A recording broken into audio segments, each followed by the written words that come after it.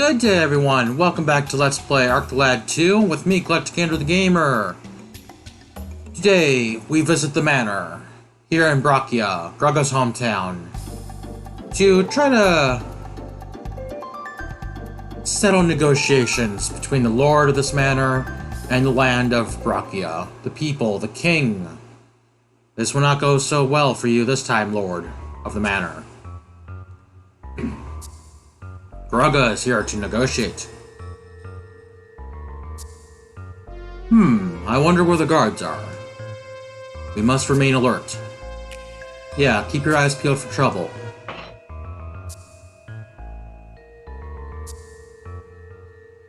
Peeled indeed.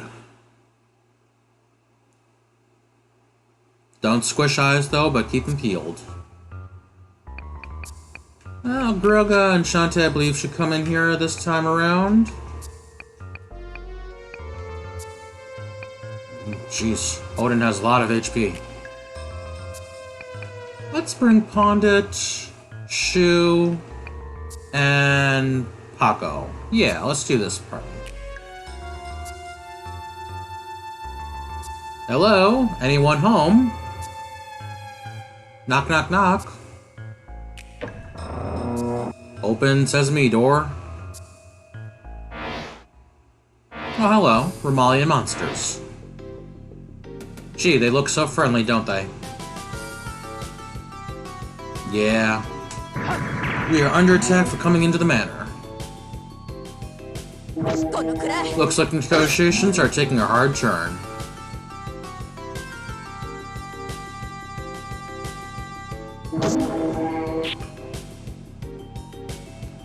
So to give a little backstory on this land of Brakia. Gruga was part of a war of independence. Like we learned last time, the guy who's now Lord of this Manor, Rygar, was a guy from Needle, the area up north, land up north, next to Romalia that has the arena in it from the first Archlad game. And as we know, Rocktoll was a piece of crap from Needle. And Rygar just might be too. But we're trying to be open and honest and open a dialogue with him to cease hostilities. But Rygar has joined with Romalia and has Romalia's monsters on his side now. So nothing to it but to kill the monsters in front of us when he sends them to us to do battle with us.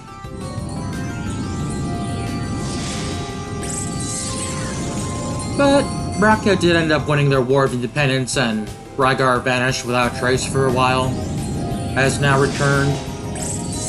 But Gruga, you felt very badly about the War of Independence for some reason. You ran away in guilt and shame of something that happened during the war. And you had Elena with you. Now, we don't know where Elena's from. Very pretty girl, of course, but still. Gruga raised her as a little child all on his own. Little blind child. And just tried to help her all his life. All her life.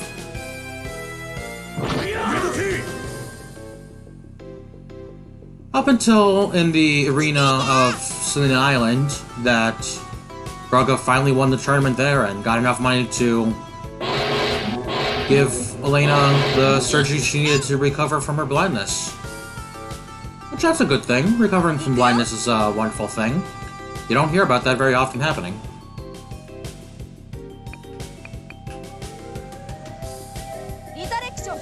But it happened in this game, supposedly. And Gruga hasn't seen Elena since then.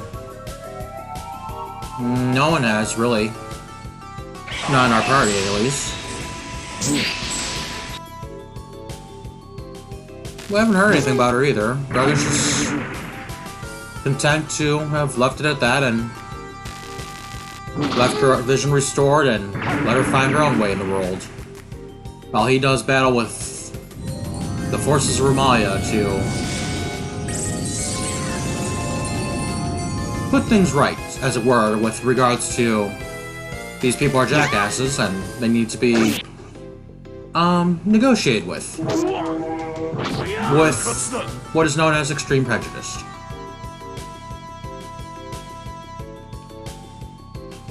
Which happens a lot, I guess, nowadays.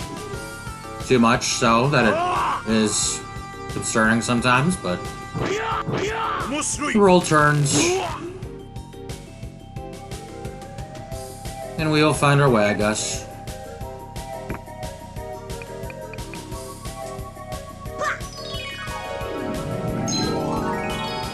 And honestly, if it weren't for Maya being a bunch of complete jackasses, just going around ruining the mood everywhere they go, and the fact that they're using their evil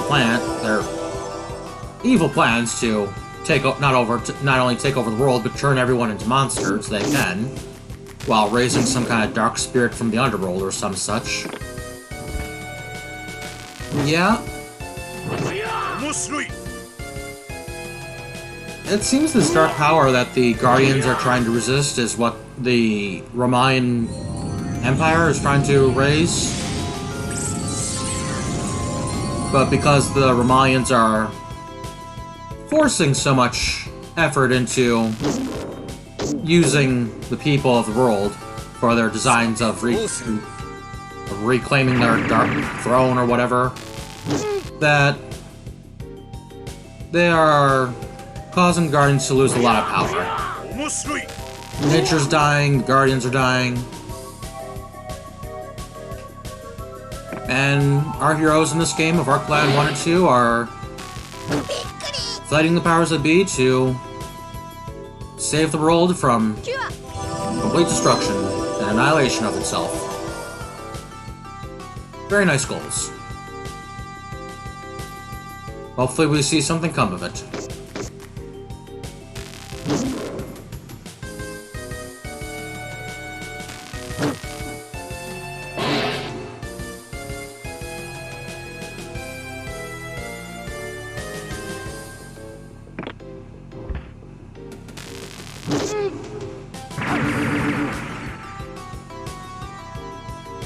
Well, this battle's taking a while, isn't it? Probably because these monsters keep raising their defense. I guess raising their defense also increases their guard rate. So, what I should try to do is lower their guard rate. Yeah, Plasma Shock will do that. I can only target 2 of them. There we go, this should help. There we go, Shu, help us out with your ninja ways. There we go. 1 down. Well, a few down, of course, but still. Who's counting? Are we counting cars? You in a fast car? We each nudge or live and die this way?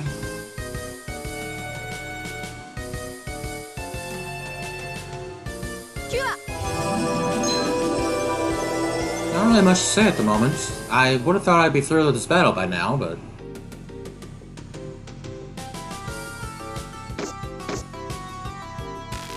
I guess I could talk a little bit more about... Let's see. Romalia, as we know, is a kingdom, empire, whatever, that lives on the land of Romalia. And they live inside this giant walled city. Kind of reminiscent of... What's it like? I feel like I've seen it somewhere recently. In a Switch game or something.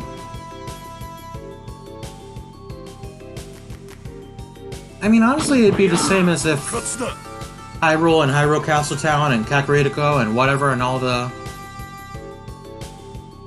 Be the same as if all those Hylians were secure in their base, the Hyrule Castle, and never left the castle except to do war. Because Ramaya has built a great many warships and battle trains, and the monsters, of course, are their own bread and butter of the troops. Of their shock troops, their foot soldiers, per se.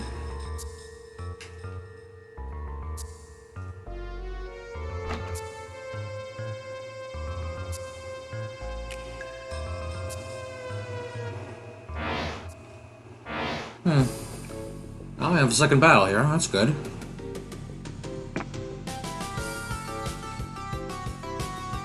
Let's see. Yeah. No, that won't work.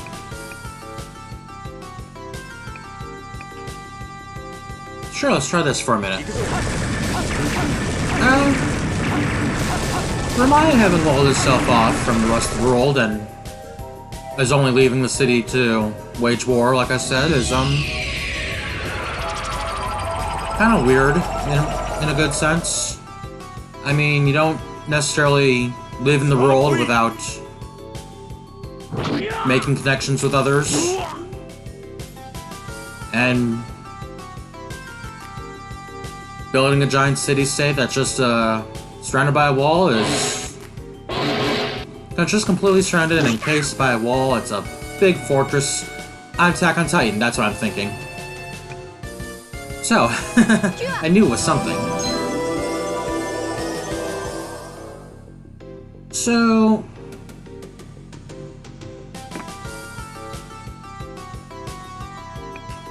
I mean, yeah, you could think of everyone outside the city as being rude jackasses that don't deserve to be within your walls or anything, but... And then venturing out to go wage war... Sounds familiar too. It sounds like... Well, I'm thinking of Star Wars Legends books where there was this super hypochondriac race of people that would disinfect themselves every time they had a meeting outside of their own race. The leader of that group was kind of scary once he captured Han Solo, because in that book he's just beating the crap out of Han Solo and taking out his death claw and pulsing and just filled with rage while he's beating up Han Solo. And he's sending out this transmission of this video to the galaxy or whatnot, just to prove his point. And he doesn't kill Han Solo, obviously, because who the hell can kill Han Solo? Oh, right, his son. But,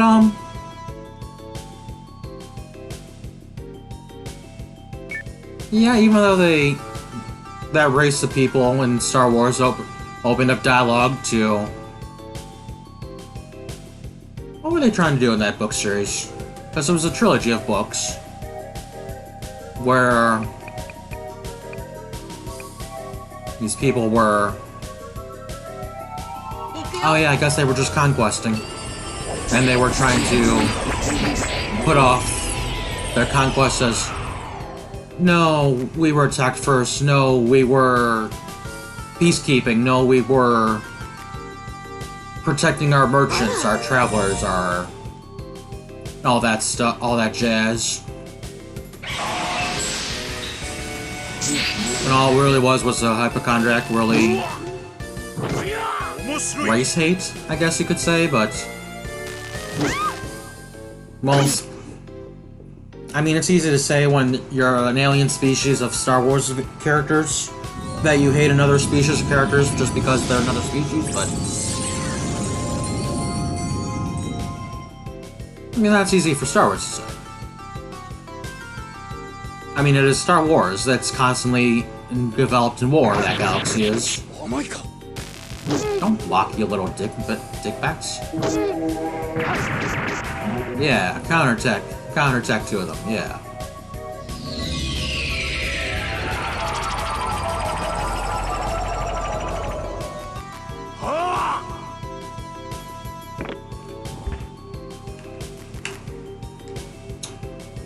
And...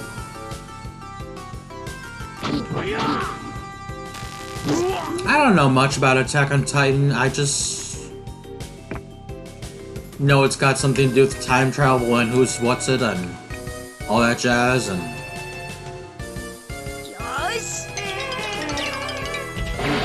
reincarnation or something, I'm not sure. I know the people in charge were making Titans or something to fortify their walls or something, because the Titans were in the walls, and the people were Titans, and the Titans were people, and...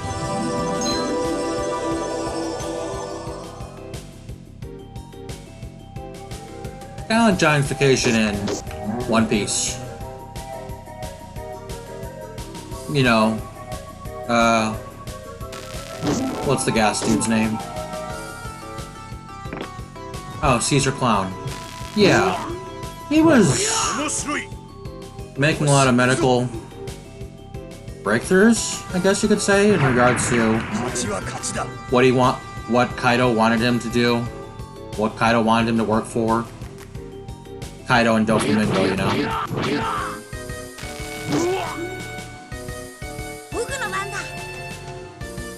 Because Caesar was a experimentalist with medicine, chemicals, and science. And Doflamingo wanted to just wreck the world any way he could, and he saw Caesar's experiments as a good way to do it. And the fact that he made the smile fruit, giving people some devil fruit ability, if they were compatible with the fruit, and if not, they'd be useless foot soldiers just laughing and giggling their little heads off. And Kaido made good use of all that devil fruit power, just becoming one of them for it. I want to say first, but we don't have the first Emperors of the Sea, because they don't talk about it per se as much as that it's just Whitebeard and Kaido and Big Mom were... Who's the other guy? Oh yeah, Shanks. Those four were the first warlord, emperors, so you could say. Because we're doing some flashback story building now about Rock Seabeck and Harold from the Giant Kingdom, and also Shanks and his father and brother. Shanks and his brother were just born, so... Then we're also getting a lot of lore drop about Amazon Lily. Because... apparently the Empress previous to Boa Hancock was this little cabin, you know, like a yeoman or a cabin boy, but a girl on the Kuja pirate ship.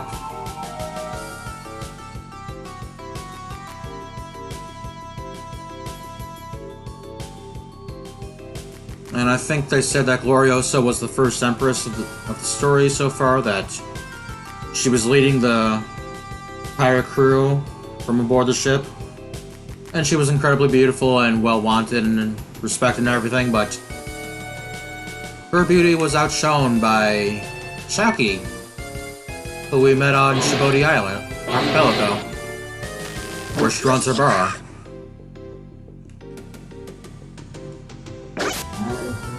And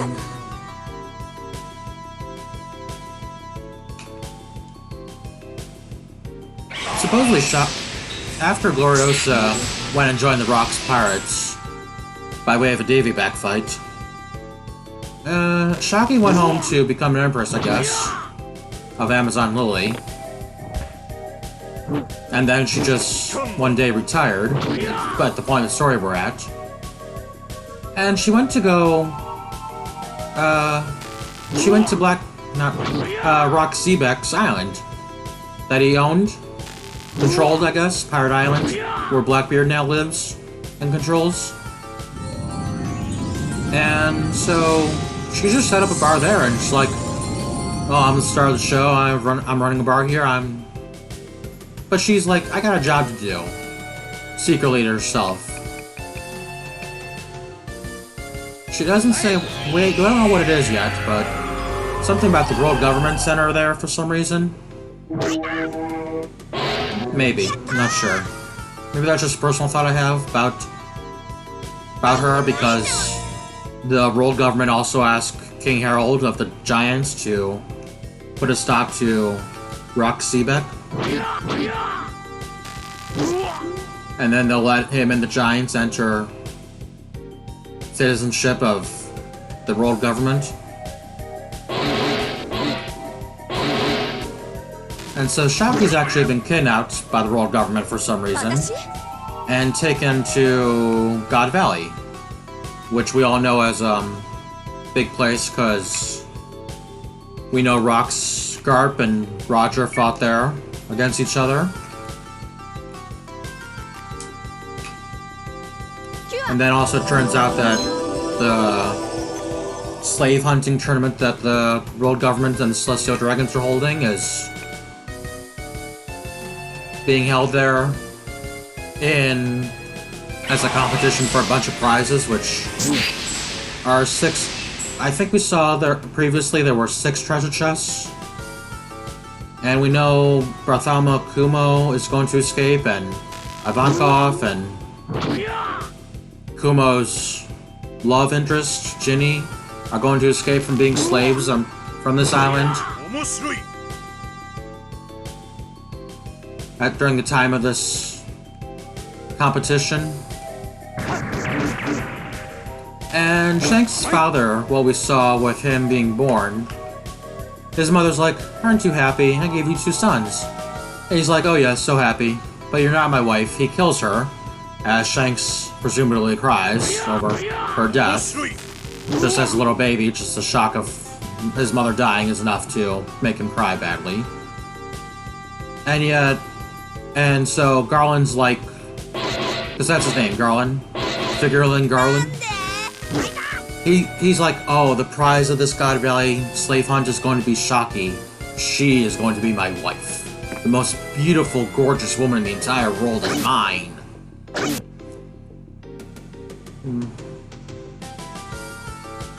So... And actually, Shaki's also the reason why Rock Seebeck and the Roger pirates are there, because Roger is also hopelessly in love with Shaki, as is most everyone of his crew, of course.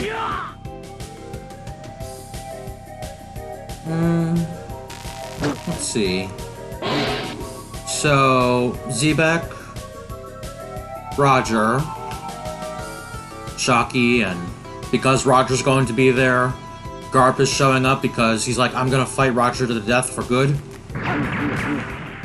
And we know that supposedly the information we have from the world government or something is that Roger and Garp joined forces to take down Rock Seebeck. But with so many bad players and bad things going on there on God Valley Island, it might not have really gone down that way.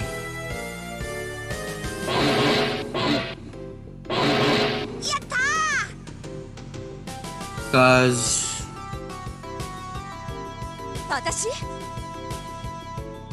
you know, as we see in the Elbeth part of the story right now, is even Summers, the old man who loves eating everything and is, kind of semi-leading the assault on Elbeth with Gonko and Killingham. He's even there, and a bunch of Celestial Dragon families are there, and they're all like, "Oh, you're gonna win the grand prize and marry her, aren't you, son, or daughter, or whoever?"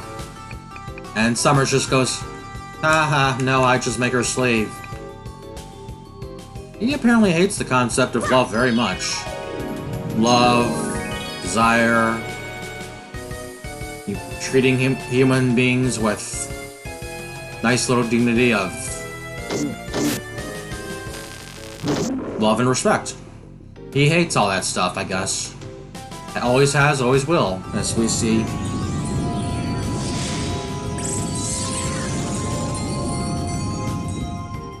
Gunko's also there at God Valley. So we have Kaido, Whitebeard, Garp, Big Mom, I mean, and with Roxy back. Bartholomew Kumo, Ivankov, Gunko, Figurin Garland. Dragon is even there as a Marine. He's serving one of the pacification or rescue forces of the Marine forces. Oh, we are finally here. Well, you'll find out more on your own. Well, Gruga, it has been a while, hasn't it? I believed you to have perished. Haha, believed? Or hoped? You seem to have had a hand in my intended demise. My injuries were critical, but I was rescued from oblivion and escaped the country. So that you could become a tool of the Romalian Empire? Now, Gruga. Green is obviously not a shade that suits a big old muscly man like you. Otherwise, you'd be the Jolly Green Giant. However, you have every reason to be jealous. Soon, I shall be the absolute ruler of Brakia, and you shall be a sad footnote in Brakia's history. You cannot take back the independence we fought for and won. The world has accepted our independent status. It cannot be taken away. Oh, really? That is a big table. Who cares what the world thinks? Soon the entire world shall be in the control of Romalia anyways. Your independence will have no meaning outside your walnut-sized gray matter. Rygar, you can't do this. Oh, can't I? Gruga, you underestimate me again. Perhaps the little surprise I've been saving will lift your spirits. This way. This way. Why is he walking with a cane? That looks so familiar, doesn't it? Elena! With Rygar? Why?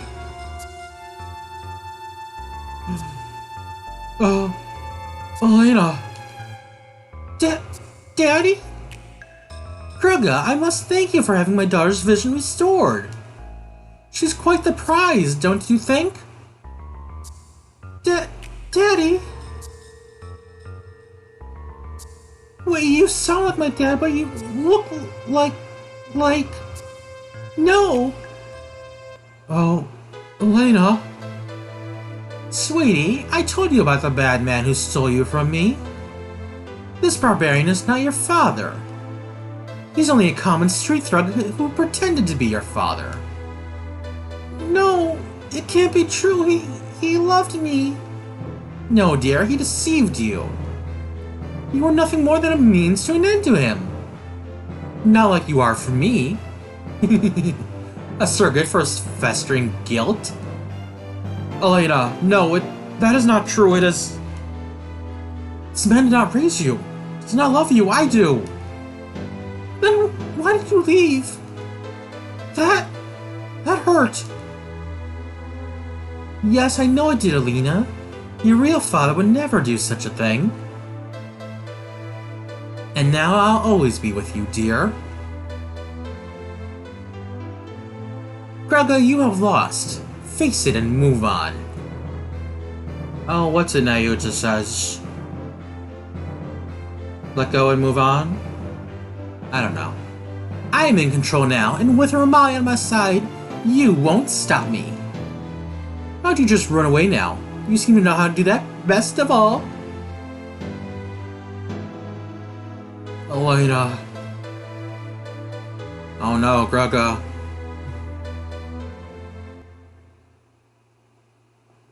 If only he had talked to her before he left, I'm sure he would have been able to help Elena understand.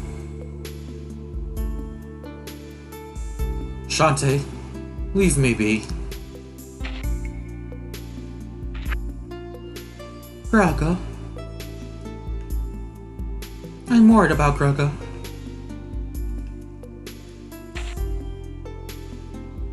Oh, he is pounding it back. He's pounding twice his body weight back.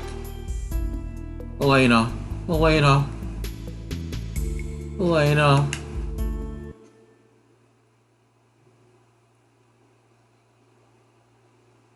Oh no. How's Gruga doing? I see. What could Romalia possibly want with this place? It's so remote. Perhaps they needed to complete their martyr plan. You're not gonna believe this. I hardly believe it myself. The villagers believe Rygar will force an eruption of Mount Banza to kill the resistance here. What? He'll destroy this whole village? He doesn't care. They've started construction of a device near the top of the mountain. If it is completed, I fear this village is finished. Ark. He must not be planning an eruption.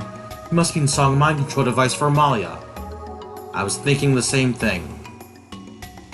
We have to get Gruga and stop this. We must enlist Gruga's aid. We really need his help at a time most like this. We really need his help most at a time like this. I keep putting some emphasis on words there in that sentence that are not exactly correct. Let's see. Gruga, I believe, is in this house. Yes, Gruga's little house. Let me talk to him.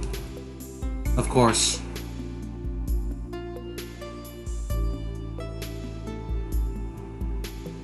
Elena. My sweet Elena. Gruga, why are you doing this to yourself? You can't stay like this forever. Don't you love Elena? You know the answer to that better than anyone. Then why don't you save her? You heard him. Rygar said Elena is his real daughter, and he's right. Ow! Snap out of it! Gruga, you know the truth.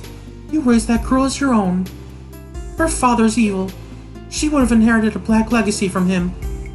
From you, she learned kindness, respect, honor. You know that. Biology aside, you're more of a father to her than Rygar will ever be. And you must rescue her from the unhappiness that is sure to befall her. Rygar doesn't love him. She's just a tool, a trophy to him. You love her too much to let her live like that.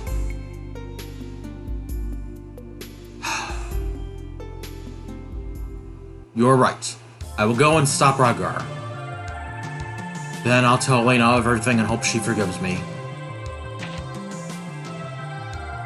I need coffee. Gruga! Shantae's told me everything. Rygar must be stopped. Yes, yes. We need to move, now. I will not let go of this place so easily. Ah, the hero Gruga has returned. We are saved!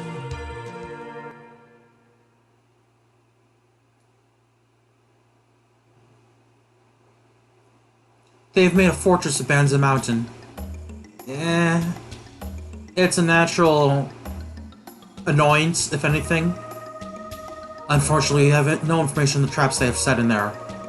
Please be careful. We are counting on you. We shall. Thank you, Ginba. Not to pressure, but the future of this country lies with you now. It seems like it's always relied on Gruga. However, I have faith that you can bring the peace we all crave. Good luck. Gruga has always been the sword of this country. Sword and shield. No contradiction, just absolute sword, absolute shield. Oh. This is a smith. I was about to say I didn't know this combining shop was here. I completely passed it over in my practice playthrough. It is a smith. A smithy. You can hear them pounding the metal.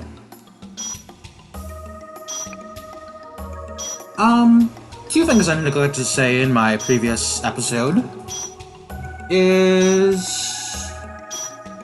You know how I was going to fight the desert bandits and I couldn't find them? I will try to find some time off screen trying to find them because I completely spaced on the fact that I was trying to do that side quest for a minute, but... Oh well, I did the Guardian Force thing. Yay, Guardian Forces.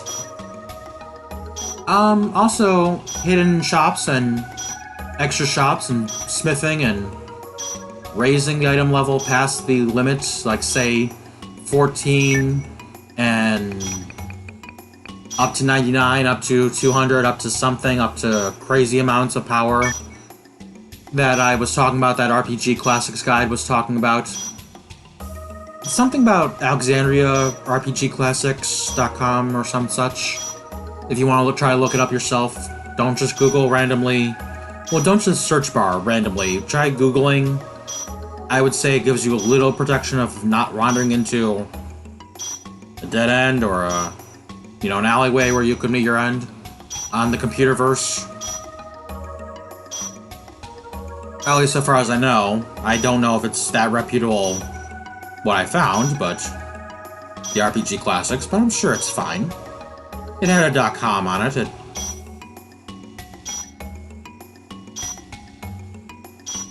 I'm trying to remember what the search bar said about what the website was and webpage, and you know, just use NordVPN or something. Not a sponsor, but use a VPN. Protect yourself. Better than I do. But yes, the Smiths can raise the item level right now up to the max of the, like, 33 for the Skull Mask and 14 for the Rapier. Well, if you were to put money and raise random items many, many times and many, many effects over and over again at the same smithing shop, that smithing shop will improve in proficiency and unlock new max level, yada yada, max offense, defense, skilling, smithing skills. So that is how you're going to unlock all unlimited power through way of smithing and the arena and the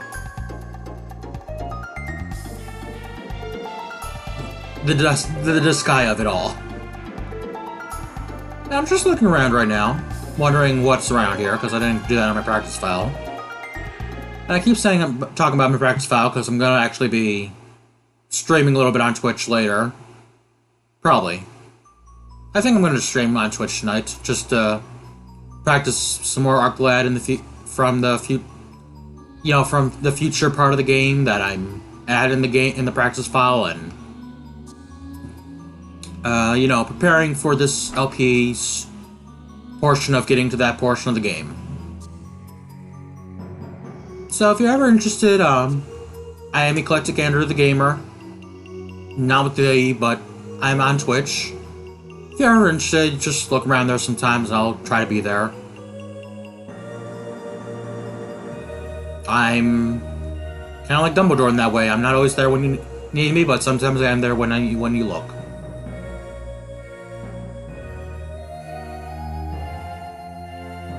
Reminds me of that little candy thing, is what I'm talking about.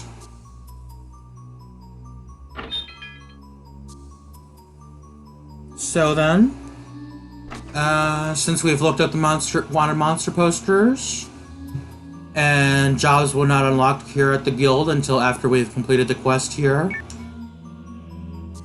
we are good to go in our next episode to Banza Mountain. Put a stop to Rygar and Romalia's evil plan of mind-controlling everyone with evil power, dark thoughts,